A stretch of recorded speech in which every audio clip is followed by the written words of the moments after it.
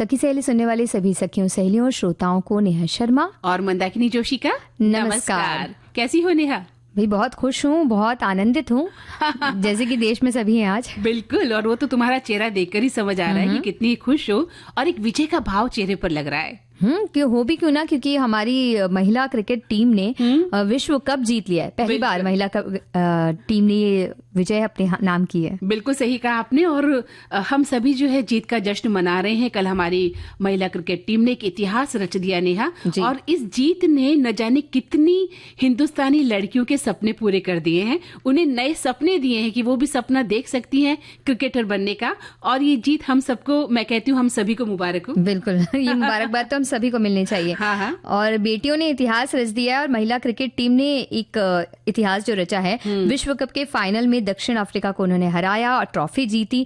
एक ऐतिहासिक उपलब्धि है। जब वो जीत रहे थे ना, तो सारी खुशी हमारे जितने टेंशन थी ना उनकी खेलने के समय हम देख रहे थे, वो जीतने के बाद हमारी भी जो खुशी थी उसका कोई सीमा नहीं थी। मतलब वो जिस हिसाब से खेल रही थी, तो हम भी वो तनाव में थे, हम भी चिंता में थे। उसी तरह के भाव हमारे साथ भी चल रहे थे जब हमारी खिलाड़ी जो है खेल रही थी देश के लिए।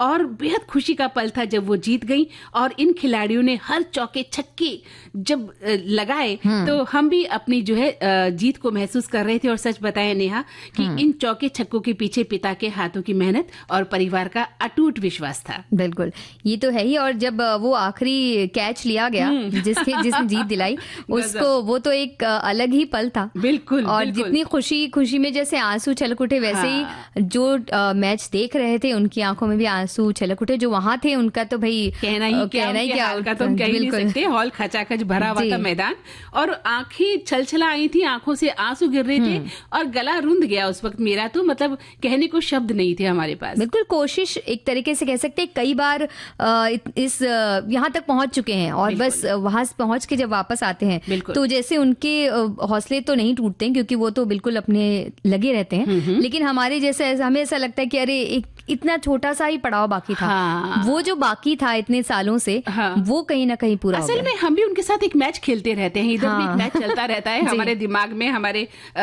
शरीर में कह सकते हैं। तो कप्तान हरमनप्रीत कौर और उप कप्तान स्मृति मंधाना और शेफाली वर्मा, दीप्ति शर्मा, इन सभी ने, यानी टीम की प्रत्येक खिलाड़ी ने करोड़ों देशवासियों का जो मस्तक ऊंचा किया ना। तो दो पंक्तियां मैं कहना चाहती हूँ।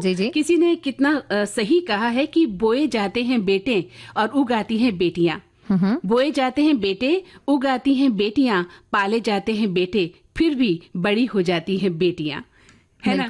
तो ये तमाम लोगों के लिए सीखने के लिए कहावत कही गई है कि जो लोग बोलते हैं कि बेटियां घर में ही बैठी अच्छी लगती हैं, या वो पराया धन है, उनका स्थान जो है सिर्फ रसोई तक है।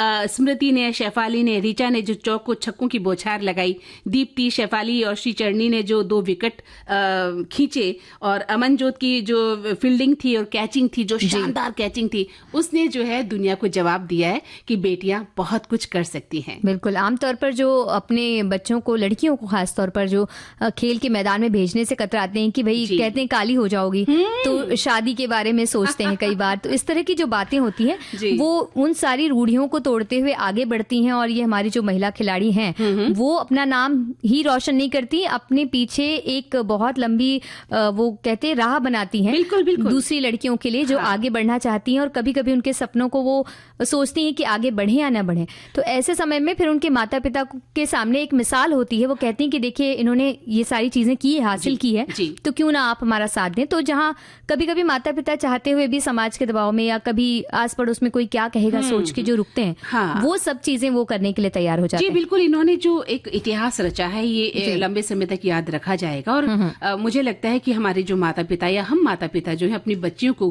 कहीं ना कहीं मौका देंगे। और हम समाज की चिंता के वजह से कुछ भी नहीं कर पाते हैं, लड़कियां तो खास तौर से। और ये जो जीत है सिर्फ मैदान की नहीं हुई नेहा, ये जीत, बल्कि ये ड्राइंग रूम के भीतर भी हुई है, जहाँ बेटियों के सपनों को आकार दिया जाता है कि बेटियां क्या करेंगी, इन्हें कहाँ जाना है। और ये जीत उन स्कूलों की भी हुई है जहाँ स्पोर्ट्स पीरियड का मतलब केवल लड़कों का समय समझा जाता है कि जाओ लड़कों खेल के आओ। और ये जीत देखा जाए तो उन मोहल्लों की भी हुई है नेहा, जहाँ अब भी ये कह दिया जाता है कि अरे अरे अरे ये लड़कों का काम है, तुम कहाँ खेलोगी क्रिकेट, कहाँ खेलोगी फुटबॉल, चलो घर में जाओ, मम्मी का हाथ बटाओ, घर के काम करो, तुम्हारा जगह जो है तुम्हारी जगह वही है। तो शायद इन सब बातों से जो कल घटनाक्रम हुआ है इतना बड़ा महान, कल से कुछ बदल जाए और माँ बाप भी कहीं एक सांस लें। जिनकी बहुत सारी बेटियां हैं घर में, तो वो बेटियों को बोझ नहीं समझेंगी और वो समझ सकती हैं कि हो सकता है कि अब क्रिकेट एकेडमी में लड़कियों को आप जाते हुए देख सकती हैं और उन्हें रन अप लेते हुए देख सकती हैं, बॉल और बैट घुमाते हुए देख सकती हैं, उड़ते हुए देख सकती हैं। सोचिए हम कितना बड़ा सपना ले सकते हैं इन कल की इस जीत को देखकर। बिल्कुल। और जिस तरह से बातें हैं कि अब समाज हालांकि बदल रहा है काफी हद तक लड़कियों के मामले में भी, लेकिन फिर भी जो ये जीत है वो बहुत तेजी से बदलने की उम्मीद हम सभी की जगाती है। बिल्कुल। और हमारी कई, जैसे आपने कहा ना कि पुरुष अकादमी बहुत हैं, उनमें किस तरह से, तो हमारी बहुत सी जो खिलाड़ी हैं महिलाएं में, उन्होंने भी पुरुष अकादमी में अपना खेल जारी रखा, ताकि क्योंकि उतनी महिलाएं उपस्थित नहीं थी, उस तरह का कोई उनके पास साधन नहीं था, तो किस तरह से उन्होंने ये सारी चीजें की और कैसे वहां तक पहुंची, इसके बारे में भी तो आज हम बताने वाले हैं। और देखिए ना, मतलब ऐसा लग रहा है क्या क्या नहीं बोले, मतलब उनके बारे में बहुत कुछ कहने को मन कर रहा है। तो मंदाकिनी जी, क्योंकि कल की इस जीत ने पूरे इंडिया का सिर गर्व से ऊंचा कर दिया है, तो एक गीत बनता है। हम मना ही रहे हैं और मनाएंगे भी। सखी विशेष हमारा एक सेगमेंट होता है जिसमें हम किसी सखी की बात करते हैं, लेकिन आज हम बहुत सारी सखियों पर बात करने वाले हैं। हाँ, क्योंकि दिन ही ऐसा है ना, सब कुछ एक देखिए रिकॉर्ड बन गया एक, तो कुछ चीजें जो हमेशा होती हैं उनसे कुछ अलग होनी चाहिए। हाँ, तो ऐसा ही कुछ होने वाला है आज भी। बिल्कुल ऐसा ही हुआ है। और देखिए ना कितना उत्साह है हमारे अंदर कि हमारी जो महिला खिलाड़ी हैं उन्होंने एक इतिहास रच दिया है। और अभी मैं देख रही थी कि महान खिलाड़ी रोहित शर्मा ने ये कहा कि हर गली में क्रिकेट नहीं प्रेरणा गूंज रही है और भारत की बेटियों ने वर्ल्ड कप जीतकर एक नई कहानी लिख दी है। बिल्कुल, रोहित शर्मा भी मौजूद थे इस खेल को देखते हुए। हम देखते हैं उनकी भी आंखों में आंसू आ गए। कोई भी अगर कैप्टन है, कोई भी अगर खिलाड़ी है, पुरुष महिला इसमें मायने ही नहीं रखता है। खेल के मैदान में खेल भावना से हर चीजें करनी चाहिए कहते हैं।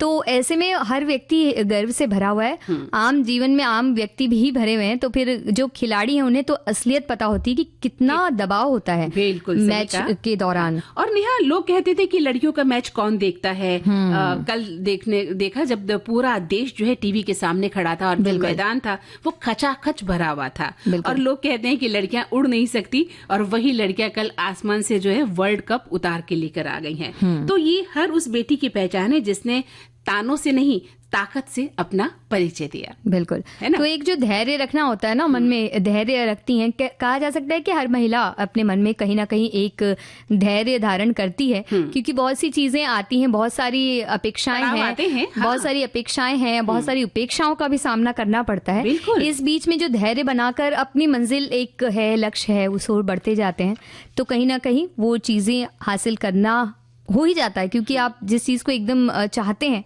वो चीज तो आपको मिल ही जाती है। बिल्कुल, लेकिन ये मिलने के पीछे कितनी ताकत और कितनी मेहनत होती है इसका भी हमें अंदाजा होना चाहिए कि एक खिलाड़ी या कोई भी कहीं भी जो सफल इंसान है उसके पीछे का जो इतिहास है वो उठाकर देखना चाहिए कि उसने क्या कुछ खोया, उस पाने के लिए कितना कुछ खोया। तो वही हम इन खिलाड़ियों में देखते हैं कि उन्होंने कितना कुछ खोया होगा, तब जाकर ये जीत जो है उन्हें मिली है।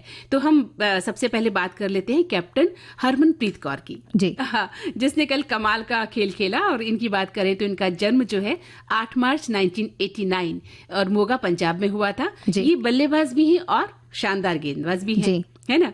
तो पहले पुरुषों के साथ ही क्रिकेट खेलती थी जी।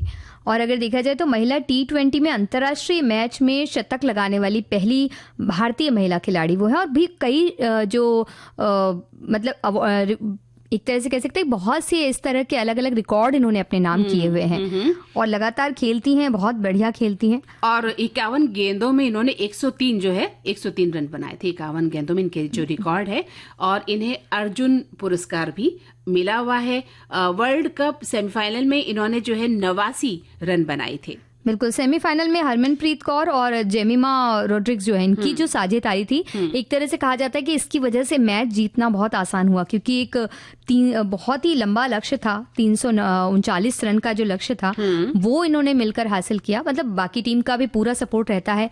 जैसे कि हरमनप्रीत कौर ने भी अभी जो जीत हुई है इसके लिए भी उन्होंने कहा कि कोई भी एक खिलाड़ी तो इसका हकदार नहीं है, पूरी टीम उसकी हकदार है। बिल्कुल और ये एक कैप्टन की खासियत होती है। बिल्कुल सही कहा। और कहते हैं कि सब कुछ खोने के बाद भी अगर आप में कुछ करने की हिम्मत है तो समझ लीजिए कि आपने कुछ नहीं खोया है जी। तो वर्ल्ड कप में ऐसा ही एक नजारा हमें देखने को मिला कि जो लगातार मेहनत थी, लगातार जो जुनून था, उसका जो रिजल्ट हमें मिला वो बहुत ही शानदार मिला। बिल्कुल। तो आगे किसी के बारे में बात करें इससे पहले मुझे तो ऐसा लग रहा है कि आज जीत के जश्न में हम सिर्फ बड़े बड़े अच्छे अच्छे गाने सुनते रहे और उस कल के जो पूरा पल है ना वो हम याद करते जाएं। हाँ। बल्कि सेमीफाइनल से लेके और फाइनल और दोनों मैच को हम इस तरह से याद करते जाएं तो बहुत से ऐसे ऐसे पल हैं जो बस गीत सुनते जाएं और याद करते। बिल्कुल सही कहा नहीं। और मुझे तो लगता है कि क्रिकेट एक बहाना है बातचीत का। हाँ। इतना शानदार रिजल्ट हमारे सामने आया। वो सभी महान खिलाड़ी, वो सभी तमाम खिलाड़ी जो अलग अलग फील्ड में हैं, खेलती हैं और अथक प्रयास करती हैं जीतने का, उन सभी को हम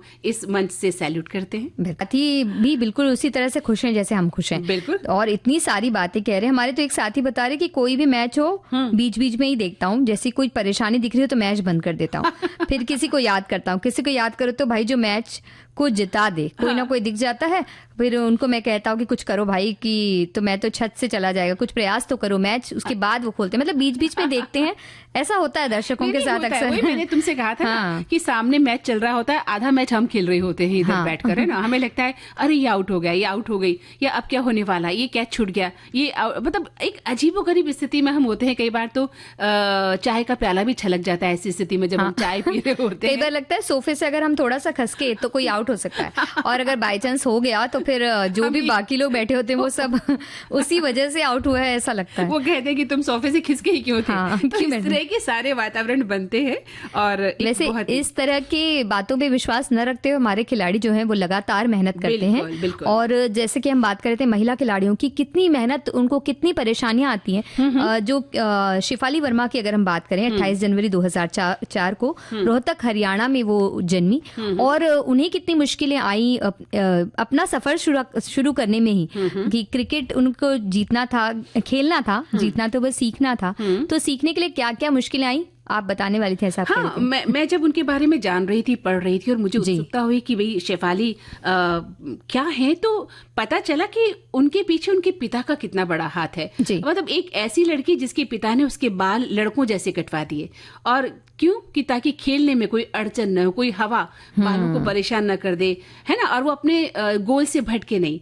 तो ऐसे में समाज ने क्या कहा कि अरे लड़कों जैसे बाल कटवा दिए आपने, कौन करेगा इससे शादी। तो पिता ने उसे लड़कों के साथ क्रिकेट खिलाया ताकि वो मजबूत बने, और इस लड़की ने शानदार मैच खेलकर जो है जिता भी दिया और दिखा दिया कि बाल काटने, बाल बड़े रखने या बाल छोटे रखने से कुछ नहीं होता। मतलब जिस समाज ने नेहा ये कहा कि लड़कियां मैदान में नहीं किचन में अच्छी लगती हैं, आज वही समाज टीवी के आगे तालियां बजा रहा है। और ये जीत एक बेटी की नहीं बल्कि हर उस पिता की है, नेहा ये जीत जिसने समाज की परवाह छोड़ी और बेटी का सपना चुना। बिल्कुल। शेफाली वर्मा की हम बात करें तो कल ओपनिंग उन्होंने बैट्समैन थी वो, स्मृति मंधाना के साथ 104 रनों की साझेदारी उन्होंने की। हालांकि शतक नहीं बनाया, 78 गेंदों में 87 रन उन्होंने बनाया, और गेंदबाजी भी की और 2 अहम विकेट उन्होंने चटकाए, और साथ ही प्लेयर ऑफ द मैच भी वो बनी। और एक रिकॉर्ड एक और कायम किया, बहुत से रिकॉर्ड है इनके नाम पर। एक रिकॉर्ड कल उन्होंने ये कायम किया कि ये खिताब पाने वाली, प्लेयर ऑफ द मैच का खिताब पाने वाली सबसे युवा खिलाड़ी है, न सिर्फ महिलाओं में बल्कि पुरुषों में भी। और उसके अलावा अंतर्राष्ट्रीय महिला T20 अंतर्राष्ट्रीय मैच खेलने वाली भी सबसे कम उम्र की क्रिकेटर ये रह चुकी हैं। T20 अंतर्राष्ट्रीय में सबसे कम उम्र की ऐसी क्रिकेटर हैं जिन्होंने 1000 रन पूरे किए। साथ ही 2023 में अंडर 19 महिला T20 विश्व कप जिताने वाली टीम की इन्होंने कप्तानी भी की। क्या बात है, कितना मतलब आप देखिए अथक मेहनत। और ऐसा मेहनत करते करते हमने इनके बारे में जाना कि वैसे भी जाना कि हम जानते भी हैं कि जब खिलाड़ी खेलते हैं, चाहे वो पुरुष खिलाड़ी हो या महिला खिलाड़ी हो, किसी भी खेल से संबंधित हो, उनके रंग काले हो जाते हैं खेलते खेलते, घुटने छिल जाते हैं, कोहनियां छिल जाती हैं, फ्रैक्चर हो जाते हैं, लेकिन वो अपनी प्रैक्टिस जारी रखते हैं, उस पर कोई मतलब कहीं न कहीं भी रुकावट नहीं होती है। तो ऐसा सुना हमने कि जब लोग इनसे कहते थे कि भाई आपके रंग काले हो गए हैं, आपके घुटने छिल गए हैं, आप कितना अजीब दिखने लग गई हैं, तो इन्हीं में से खिलाड़ियों ने कहा, बहुत सी खिलाड़ियां कहती हैं कि हमें मेहंदी नहीं मेडल चाहिए। बिल्कुल। और इसी तरह से उन्होंने हासिल किया, और जब चाहे वो मेहंदी भी लगा सकती हैं, और मेडल तो कोई बात नहीं, मेडल जीतना सबके बस की बात नहीं। लेकिन जब समाज एक गलत तरीके से आपको कहता है, आपकी मेहनत पर, आपकी काबिलियत पर प्रश्न चिन्ह उठाता है, तो फिर लड़कियों को जवाब देना आता भी बिल्कुल है। हमारी एक साथी कह रहे हैं कि बेटियों को बोझ तो हम समझते ही नहीं, 2 हैं और दोनों को खूब पढ़ाया, अपनी अपनी जगह अच्छा काम कर रही हैं, स्थापित हैं और सारा परिवार प्रसन्न है। गर्व है कि हम इन पुत्रियों के अभिभावक क्या हैं बात। और हम चाहते हैं कि इसी तरह के अभिभावक हमारे आसपास और भी ज्यादा हों। बिल्कुल। हालांकि बढ़ रहे हैं, हाँ। और भी ज्यादा हों तो बहुत अच्छा है। बिल्कुल सही कहा। इस सारे जोश को पचाने के लिए भी हमें एक अंतराल ले लेना चाहिए। बिल्कुल जरूरी है। अंतराल के बाद आप सभी का एक बार फिर से स्वागत है। आप सुन रहे हैं कार्यक्रम सखी सहेली, जहाँ चल रहा है जीत का जश्न। बिल्कुल। और नेहा, हमारे श्रोता लिखते हैं कि हरमनप्रीत की कप्तानी में टीम विश्व विजेता बन गई। महिला टीम की पहली आईसीसी ट्रॉफी है। 1983 में कपिल देव और 2011 में महेंद्र सिंह धोनी की कप्तानी में पुरुष टीम ने वनडे विश्व कप जीता था। अब हरमनप्रीत कौर की अगुवाई में बेटियों ने भी विश्व चैंपियन का तमगा पा लिया है। जय हो भारतीय नारी शक्ति। हम सभी ढेरों शुभकामनाएं देते हैं। वहीं एक श्रोता लिखते हैं कि अद्भुत और अविस्मरणीय 2 नवंबर की शाम मुंबई के डीवाई पाटिल स्टेडियम में इतिहास लिखा गया। रोशनी से जगमगाते मैदान में भारतीय महिला क्रिकेट टीम ने वो कर दिखाया जिसका सपना करोड़ों भारतीयों ने बरसों से देखा था, और साउथ अफ्रीका को 52 रनों से हराकर भारत ने पहली बार आईसीसी महिला वर्ल्ड कप 2025 का खिताब अपने नाम कर लिया। और कप्तान हरमनप्रीत कौर की नेतृत्व क्षमता, शेफाली वर्मा की तूफानी बल्लेबाजी और दीप्ति शर्मा की ऑलराउंडर परफॉर्मेंस ने टीम इंडिया को नई ऊंचाई पर पहुंचा दिया। बिल्कुल। और अगर हम बात करें जिन खिलाड़ियों की, उनमें एक नाम बहुत ही मायने रखता है और वो है जेमिमा रॉड्रिक्स का। 5 सितंबर 2000 को मुंबई में वो पैदा हुई। बल्लेबाज हैं। पहला वर्ल्ड कप शतक इन्होंने लगाया। नॉकआउट शतक लगाने वाली दूसरी बल्लेबाज बन गई हैं वो। और सेमीफाइनल में उन्होंने नाबाद 134 रन बनाए और इसकी वजह से 339 का जो लक्ष्य था वो हासिल किया जा सका। इतना बड़ा लक्ष्य हासिल करना भी एक तरह से दोनों ही टीमों के लिए, महिला और पुरुष टीम के लिए, इतना बड़ा लक्ष्य हासिल करना उतना आसान, बिल्कुल आसान नहीं रहा है आज तक। और सबसे ज्यादा जो बात रही, जो बहुत ज्यादा ध्यान मेरा जिसने आकर्षित किया, जेमिमा रॉड्रिक्स जब जीती तो आंसू उनकी आंखों में थे। तो आंसू सभी की आंखों में आ जाते हैं खुशी के। पर जेमिमा ने जब बात की तो उन्होंने मानसिक स्वास्थ्य की बात की। उन्होंने बताया, मतलब एक ऐसी जगह पर वो बैठी थी जहां पर उनको जीत मिल चुकी थी। ये सारी बातें नहीं करती तो भी कोई परेशानी नहीं थी, लेकिन उन्होंने इस बात को बताया। और उन्होंने वो जानबूझकर उन्होंने कहा, क्योंकि वो चाहती थी कि जो व्यक्ति इतना कुछ हासिल कर चुका है उसकी भी पीछे क्या संघर्ष रहा है और मानसिक स्वास्थ्य का संघर्ष कितना ज्यादा है। उन्होंने बताया कि वो तकरीबन बहुत एक लंबे समय से वो रोजाना रो रही हैं क्योंकि उन्हें कुछ समझ में नहीं आता है। और एक मानसिक स्वास्थ्य का उन्होंने एक बताया कि, लेकिन उनके साथी जो खिलाड़ी हैं उन्होंने उनका कितना साथ दिया। उन्होंने बताया उनके माता पिता से उनकी रोजाना बात होती थी जिसमें वो कहती थी कि वो अक्सर रोती थी और उन्हें पता नहीं चलता था मतलब किस तरह से क्या करना है, कैसे जाना है। एक अलग सी सिचुएशन होती है ना दिमाग की। तो मतलब उससे जूझ रही थी। ये बताया कि वो मानसिक तनाव से गुजर रही थी। इस बात को उन्होंने छिपाया नहीं, बल्कि दुनिया के सामने रखा कि एक लड़की जो इतनी बड़ी ऊंचाइयां छू रही है उसके पीछे की कहानी क्या है। और कहती भी है नेहा कि कभी एक दिन ऐसा भी था जब उन्होंने खुद से पूछा था कि क्या उन्हें क्रिकेट छोड़ देना चाहिए, तो वो टूट चुकी थी, वो बहुत चुप थी और जैसा कि उन्होंने कहा कि वो बहुत मानसिक तनाव में थी और अपने से ही न जाने कितने सवाल कर रही थी। लेकिन वहीं जेमिमा 7 बार की चैंपियन ऑस्ट्रेलिया की गेंदबाजों के पसीने छुड़ाकर दुनिया को ये उन्होंने बता दिया कि सपने हार मानने से नहीं बल्कि दृढ़ निश्चय से ही पूरे होते हैं। और सबसे बड़ी बात ये है कि वो क्रिकेट के साथ साथ हॉकी की प्लेयर भी रही। है ना? हॉकी प्लेयर वो पहले रही और बाद में उन्हें क्रिकेट टीम के लिए चुन लिया गया। और एक ऐसा होता है हर खिलाड़ी के, हम जब भी किसी खिलाड़ी के बारे में देखते हैं, उनका जीवन परिचय पढ़ते हैं या उनके इंटरव्यूज देखते हैं, तो हमें पता चलता है कि एक वक्त तो ऐसा आता है जब वो अपने बुरे दौर से गुजर रहे होते हैं, क्योंकि ये तो शारीरिक श्रम की चीज है। और इसमें जरूरी नहीं कि हर वक्त आप फिट बने रहेंगे। अक्सर कभी कुछ चोट लग गई, कभी कुछ हो गया, तो उससे एक लंबे दौर पर आपको वापस आने में बहुत एक वक्त लगता है, क्योंकि खिलाड़ी चोटिल हो जाती है ना, खेल से बाहर हो जाती है। बिल्कुल ऐसा होता है। तो ऐसा जब दौर आता है तो मानसिक तनाव होना बहुत, क्योंकि एक अच्छे फॉर्म में अचानक से आपका फॉर्म बिगड़ जाता है। तो इस तरह की कई सिचुएशंस उन्होंने सामने उनके आई और उन्होंने कहा कि उनके जो भी खिलाड़ी महिला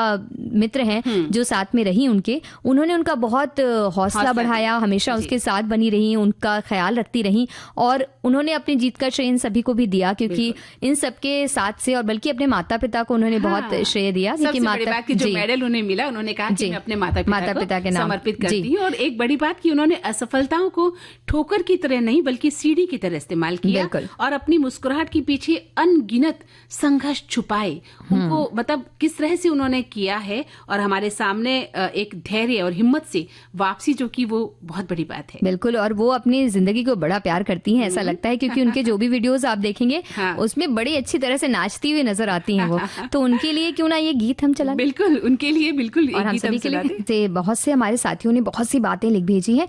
वैसे कल की अगर मैच की बात करें तो वैसे तो सारे खिलाड़ियों के नाम लेना ही जरूरी है, और सारे खिलाड़ियों के बारे में अगर हम बताएं तो 1 घंटा तो बहुत कम है। तो स्मृति मंधाना के बारे में जैसे हमने बताया कि उपकप्तान है और उन्होंने भी अच्छी साझेदारी निभाई। वहीं दीप्ति शर्मा के बारे में बोलना बहुत जरूरत है, क्योंकि वो 24 अगस्त 1997 को वो जीती और वो जन्म हुआ था उनका। ऑलराउंडर हैं और गेंदबाजी में उन्होंने काफी कमाल दिखाया। उन्होंने वुमेन वर्ल्ड कप कल जो 2025 में उन्होंने किया, तो उन्होंने फाइनल में 5 विकेट उन्होंने लिए और 22 अगर ओवरऑल माना जाए तो 22 विकेट उन्होंने एक साथ लिए, मतलब इस पूरे टूर्नामेंट की अगर बात की जाए तो। और रिकॉर्ड तोड़ प्रदर्शन उन्होंने किया है। वर्ल्ड कप एडिशन में सबसे ज्यादा विकेट चटकाने वाली वो गेंदबाज बन गई हैं, और इससे पहले जो रिकॉर्ड था उसे उन्होंने तोड़ दिया है और बस आगे बढ़ गई हैं, और अर्धशतक भी उन्होंने बनाया है। तो इस अगर हम सारी खिलाड़ियों के बारे में बात करें तो हमें कुछ आज का कार्यक्रम 5-6 बजे तक तो चलाना पड़ेगा। बिल्कुल, लेकिन हम जो 3-4 खिलाड़ियों को हमने चुना है, इसका अर्थ है कि वो सभी खिलाड़ी एक साथ उसमें सम्मिलित हो गए, क्योंकि सभी खिलाड़ी टीम वर्क है। खेलना एक टीम वर्क है और सभी खिलाड़ियों की मेहनत का ही परिणाम है कि कल हमने इतना बड़ा एक मैच जीता है। एक श्रोता लिखते हैं कि हमारे अपने देश की टीम का विश्व विजेता बनने और देखने की खुशी इतनी है कि बता नहीं सकते।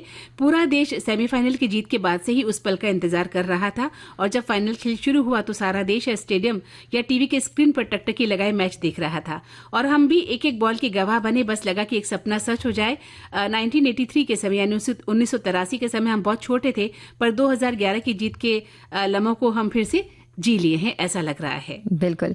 और मंदाकिनी जी, जैसे कि हम बात कर रहे हैं, क्योंकि टीम हमारी जीत गई है, विश्व कप विजेता बन चुकी है, और इस वक्त पे हम जब बात करें कि महिलाओं को आगे नहीं बढ़ने दिया जाता और अब उन्हें बढ़ने मिलेगा, तो इस तरह की जो बातें करते तो कई लोगों को ये बातें बुरी लग सकती हैं। हाँ। लेकिन कहते हैं कि सच कड़वा होता है। बिल्कुल, जब भी कहते हैं सांच को आज नहीं, है ना। देखिए, बात ये नहीं कि इस जीत के बाद अचानक हर माता पिता वैसा सोचने लग जाएंगे, कोई जरूरी नहीं, क्योंकि जो हमने जिस पुरातन पंथी समाज में हम रहते हैं, जहां हमने बहुत सारी बेड़ियां से अपने आप को जकड़ रखा है, वहां पर एकदम से उनको खोलना आसान नहीं होता। लेकिन एक किरण, रोशनी की किरण हमें नजर आती है कि जब हम इन बेटियों का कमाल देखते हैं, तो हो सकता है वो माता पिता जो कहीं शक कर रहे थे कि क्या बेटियां खेल पाएंगी, क्या बेटियों को खेलने देना चाहिए, क्या बेटियां क्रिकेट या फुटबॉल या हॉकी खेल सकती हैं, है ना, उनका संशय दूर हो जाएगा कि नहीं, बेटियां खेल सकती हैं। आप उन पर विश्वास कीजिए और उनका साथ दीजिए, सबसे बड़ी बात। और अगर वो चाहती हैं जाना, खेल के मैदान में जाना चाहती हैं, तो अब शायद उनके लिए राह थोड़ी आसान हो सकती है, क्योंकि बहुत सारे उदाहरण सामने मौजूद हैं, पहले भी थे, अब भी हैं। अलग अलग तरीके की खेल हैं, उस तरह के सभी हमारी महिला जो हैं, महिलाएं खिलाड़ी हैं। इंडोर गेम्स हैं, आउटडोर गेम्स हैं। आपकी बेटी जिस भी खेल की शौकीन है उसे खिलाइए, पढ़ाइए। पढ़ने की शौकीन है तो पढ़ाइए। बात जिस चीज का शौक हो बेसिकली उन्हें करने दीजिए। अगर उन्हें संगीत में रुचि हो तो संगीत सीखने दीजिए, नृत्य में रुचि हो तो नृत्य में जा सकती हैं। आप उन्हें अपने जो एक कहते हैं ना कि खुद का आसमान चुनने की थोड़ा सा कोशिश करें, हिम्मत दे, है ना। और साथ दे, अगर एक साथ मिल जाता है ना, तो बहुत सा काम, तो असल में बहुत सा काम करने के लिए हर महिला सक्षम है। बस उसे एक साथ चाहिए। कई बार वो परिवार की चीजों को देखकर या क्योंकि उसे इजाजत नहीं मिल रही किसी चीज की, तो वो सोचते हैं कि ठीक है, एक आदर सम्मान होता है, लिहाज होता है, लेकिन उसके चक्कर में कई बार आपने देखा कितने सपने चकनाचूर हो जाते हैं। जब एक लड़की है तो वो माता पिता का थोड़ा सा हाथ चाहती है, छोटा सा, कि उन्हें सपोर्ट मिल जाए। और जो मैरिड वीमेन्स हैं, जो विवाहित स्त्री हैं, वो एक अपने पति का, अपने सास ससुर का थोड़ा सा साथ चाहती हैं कि उन्हें आज्ञा दी जाए और वो खेल सके या गा सके या नाच सके, कूद सके, पढ़ सके, प्रोफेसर बन सके, लेक्चरर बन सके, वकील बन सके, जो चाहे वो बनना चाहती हैं, उन्हें बनने देना चाहिए। तो इसलिए कहा है कि जो सच है वो ये कि महिलाएं बहुत आगे जा सकती है। इसलिए कहा है कि सांच को आँच नहीं। लेकिन हमने जो आज का विषय चुना उसमें कहा है कि सांच की आंच घनी। क्यों? अच्छा। क्योंकि जब इस तरह से सच कहा जाता है आजकल के जमाने में, तो उसकी आंच जो होती है वो लोगों को सहन नहीं होती है, और वो उन्हें तो क्या झुलसाती, वो बुरा मान जाते हैं, और इसके इतने सारे दुष्परिणाम हमारे सामने नजर आते हैं। ऐसा लगता है कि किसी के सामने तो भैया सच बोलना बहुत बुरी बात है आजकल, ऐसा कहा जाता है। बिल्कुल सही कहा। जब हम सच बोलते हैं तो हमारे ही घर में लोग हमें टोक देते, क्यों इतना सच बोलने की जरूरत थी, है ना। झूठ का सहारा चल रहा है। लोग जो झूठे हैं वो समाज में ज्यादा ख्याति प्राप्त करते हैं, बजाय सच बोलने वाले कड़वे लगते हैं। तो बिल्कुल सही कहा आपने कि सच कहना हमेशा अच्छा तो होता है, लेकिन सच कहने के साथ जो है कठिनाई भी पैदा हो जाती है। और इन दिनों सच बोलने वालों को इतनी नाराजगी झेलनी पड़ती है नेहा, कि ऐसा लगता है मानो सच बोलकर वो सच की आंच में घिर गए हों। बिल्कुल। तो सबसे पहले तो देखिए मंदाकिनी जी, ये सोचना चाहिए कि सच बोलने से बुरा क्यों लगता है लोगों को। पहले तो एक सच कड़वा होता है, ऐसा कहा जाता है। मतलब एकदम अगर आपने सीधा सीधा सच कह दिया तो लोगों को अच्छा नहीं लगता है, क्योंकि बड़ाई सुनने की आदत होती है, प्रशंसा उसमें उतनी होती नहीं है, सीधे सीधे बात कही जाती है। आमतौर पर ऐसी आदत की ओर बताया जाता है जो आदत बुरी लगती है, तो बिल्कुल अच्छा नहीं लगता है। ऐसा लगता है कि तुम क्या हमें बता रहे हो, तो वो वाली सिचुएशन आ जाती है। और फिर जरूरी नहीं कि सामने वाला व्यक्ति उस सच को पचा पाए और सुन सके। बिल्कुल, सच को सुनने की भी तो क्षमता होनी चाहिए कि जो सच कह रहा है सामने वाला उसे सुने भी तो। कहा भी जाता है कि सच कड़वा होता है, और ऐसे में सच सुनने वाला ऐसा इंसान हो जो कड़वाहट के पीछे छुपी सच्चाई को अगर समझ लेगा तो बुरा नहीं मानेगा। बिल्कुल। और सच को बोलने और सुनने दोनों के लिए हिम्मत भी चाहिए, क्योंकि इसमें ना तो बनावट है ना लाग लपेट है। तो जो बात कही जा रही है सच्ची बात, वो आपको अच्छी लगे, इसकी तो कोई गारंटी नहीं है। बिल्कुल सही कहा। और आपने कहा कि हिम्मत होनी चाहिए और सामने वाले में सहनशीलता भी होनी चाहिए, कि आपने किसी के सामने अगर सच बोल दिया है तो उसे सुनने वाला भी उतना हिम्मत वाला हो। और वो लोग देखिए हैं, ऐसा नहीं है, कई बार हम अपने पर हंस लेते हैं, कहते हैं खुद पर हंसने वाला इंसान, है ना। तो ये वाली बात है कि अगर आपने, मान लीजिए नेहा ने कहा कि मंदाकिनी जी आप में ये बुराई है, और अगर मैंने उसको समझ लिया कि हाँ सचमुच मुझ में बुराई है और नेहा सच कह रही है, तो मैं आपकी उस सच का सम्मान करूंगी और खुद पर शोध करूंगी कि हाँ मुझ में बुराई तो है, मुझे इसे कैसे दूर करना चाहिए। लेकिन अगर मैं ये सोच लेती हूँ मुझे मुगालते हैं, मुझे भ्रम है कि नहीं मुझ में कोई बुराई नहीं है, तो मैं आपको सहन नहीं कर पाऊंगी। दोनों ही चीजें यहाँ तो देखिए, कई बार ऐसा होता है कि सामने वाला कभी कभी झूठे तौर पर भी ये चीजें कह सकता है, तो ये भी तय कर पाना बड़ा मुश्किल है। वहीं ऐसा सच कैसे बोलें कि जिससे लोगों को बुरा ना लगे, और क्या तरीका उसके लिए हम अपना सकते हैं, ये हमें गीत सुनने के बाद करें। तो नेहा, देखिए बात चल रही थी कि सच बोलना चाहिए कि नहीं और कहाँ बोलना चाहिए, है ना। तो सच बोलना हो तो देखिए माहौल भी देखना होता है कि कैसा माहौल चल रहा है। मान लीजिए हमें किसी की बुरी आदत या गलती के बारे में उसे बताना भी है, तो उसे बिना लाग लपेट के हम सच बता दें, लेकिन लोगों के बीच में नहीं बताएं, उन्हें अकेले में जाकर बता सकते हैं। और ऐसे में उन्हें ये नहीं लगेगा कि आप उनकी कोई बेइज्जती कर रहे हैं, इंसल्ट कर रहे हैं, बल्कि उन्हें लगेगा कि आप उन्हें मदद ही कर रहे हैं और उनके बारे में बता रहे हैं। और अगर कोई भी सच कहना हो ना, तो एक ही बार में पूरी बात कर लें। ऐसा नहीं कि थोड़ा सा आज बता दिया, थोड़ा कल बताएंगे, थोड़ा परसों, तो किसी को भी बुरा लगेगा कि बार बार क्यों आप ऐसा करें। वहीं अगर कोई ऐसा सच है जो किसी की राज खोल रहा है, तो उससे पहले देख लीजिए सामने वाले व्यक्ति को कि उसको बताना है कि नहीं बताना है। सही बात तो ये देखना, ऐसा ना हो कि वो बात का बतंगड़ बना दे और आप फिर बाद में फंस जाए। नहीं, बिल्कुल सही कहा। देखिए कोई भी कहते हैं ना कि बात ऐसी कही जो किसी को बुरी भी न लगे और सच भी कह दें हम, है ना। तो किसी भी व्यक्ति को सच बोलने से हमें चूकना तो नहीं चाहिए, लेकिन ये भी ध्यान रख लें कि कहाँ कह रहे हैं, किसके लिए कह रहे हैं, ये जानलेवा तो साबित नहीं हो सकता। खुद के लिए भी और उसके लिए जिसको हम बता। जी। तो इस तरह से सच के बारे में हमारे एक साथी ने भी लिख के भेजा है कि हमारे समाज में असत्य यानी झूठ का प्रभाव इतना बढ़ गया है कि सत्य को पहचानना और उस पर टिके रहना मुश्किल हो गया है। कुछ लोगों का मानना है कि आज समाज इतना नकली हो गया है कि सच्चाई लोगों को परेशान करती है। इन चुनौतियों के बावजूद सच्चाई का मूल्य और महत्व हमेशा बना रहता है। सच्चाई आपको ईमानदार ही नहीं अनुशासित भी बनाती है, जीवन में विश्वास, सम्मान और संतोष की भावना को बढ़ाती है। सत्य परेशान हो सकता है लेकिन पराजित नहीं। झूठ कितना भी बलवान हो, सच्चाई की एक छोटी सी लौ भी उसे जलाकर राख कर देती है। वाह, बहुत सुंदर लिखा है आपने। बिल्कुल। और वहीं एक श्रोता लिखते हैं कि अगर आज विषय की बात करें कि सांच की आंच घनी, तो ये कहावत है, अर्थात सच कहना हो तो सच ही होता है। सच का असर इतना गहरा होता है कि शब्दों में ज्यादा परिभाषित चाहे करें नहीं, छोटे शब्दों में भी आप सच्चाई कह सकते हैं और बहुत कुछ बयां कर सकते हैं। बिल्कुल। और छोटे शब्दों में अगर हम बात करें तो आज विश्व सैंडविच दिवस भी है। तो इस वजह से बिना ब्रेड के सैंडविच कैसे बनाए जा सकते हैं, ये हम चाह रहे थे बताना। हमारे एक साथी ने कहा भी है कि बिना ब्रेड के सैंडविच बहुत तरीके से बन सकती है। जैसे बेसन से सैंडविच कुछ लोग बनाते हैं, बहुत से तरीके हैं जिससे आप सैंडविच बना सकते हैं। बिल्कुल सही है। अगर हम चाहें तो बेसन और सूजी को भिगा कर रख सकते हैं दही में कुछ देर, और जो सैंडविच मेकर होता है उसमें आप पहले उस पतले से घोल को डाल दीजिए और सैंडविच के अंदर जो भी भरना चाहें वो फिलर डाल दीजिए और उसके ऊपर फिर से वो घोल डाल के बंद करके सेक लीजिए। तो पूरे सैंडविच की तरह ही वो नजर आता है। बच्चों के लिए कई बार हम सोचते हैं कि ब्रेड वगैरह उन्हें ना दें खाने के लिए। कई जगह पे मना भी होता है क्योंकि मैदा के ब्रेड मिलते हैं, आजकल तो अलग अलग तरह के ब्रेड भी मिलते हैं। लेकिन ऐसे समय में आप इस तरह से इस्तेमाल कर सकते हैं। और भी कई तरीके। तो हमारे एक साथी ने कहा कि वो तो रोटी से ही सैंडविच बना देते हैं। अच्छा, कैसे? तो वो जो रोटी बची होती है उनसे सैंडविच बना देते हैं। हालांकि हम रोटी से जिस तरह से रोल बनाते हैं ना, पतली पतली रोटियां आप सेक के दोनों तरफ से आप उन्हें सेक लें, बहुत ही हल्का। मतलब एक बार आपने बस पलटा, उसमें कुछ भी दाने दाने से ना आए, मतलब सिक्के वाले, बस हल्का हल्का आपने सेक लिया तो वो एक तरह से बहुत ही पतली पतली, ऐसे आप बाजार में भी कई बार मिलती हैं। तो इस तरह की आपको आटे की रोटी बहुत ही पतली बना लीजिए और उसके बाद उसमें कुछ भी आप मनचाहा चीज भर के उसको वापस से फिर सेक लीजिए अंदर से। तो वो भी एक बहुत ही अच्छा आपको लगता है और एक हेल्दी ऑप्शन है। बिल्कुल सही कहा आप। मैदे की जो ब्रेड है उससे आप अपने आप को बचा सकते हैं, है बिल्कुल। लेकिन हम नहीं बचा सकते खुद को उस भावना से जो हमारे मन में बस गई है। यानी कि वो जीत का जश्न जो है वो अभी तक हमारे मन में तो मतलब अभी लंबे समय तक रहने वाला है। बिल्कुल सही कहा। देखिए, हमारी श्रोता ने बहुत अच्छी बात लिखी है कि बिल्कुल अद्भुत है, ना भूलने वाला क्षण था वो जब कल हमने कप जीता। तो हम सिर्फ चाय का कप ही नहीं उठाती महिलाएं, बल्कि विश्व विजेता वाला कप उठाने की क्षमता भी रखती है। बिल्कुल। तो एक बार फिर से ढेर सारी बधाई, ढेर सारी शुभकामनाएं हमारी टीम को ही नहीं, पूरे भारत देश को हम देते हैं। और एक गीत तो बनता है, बिल्कुल बनता है। तो बस आज के इस कार्यक्रम से लेते हैं इजाजत। स्वीकार कीजिए नेहा शर्मा और मंदाकिनी जोशी का नमस्कार।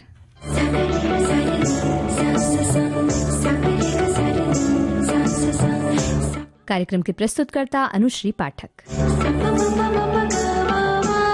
सखी सहेली।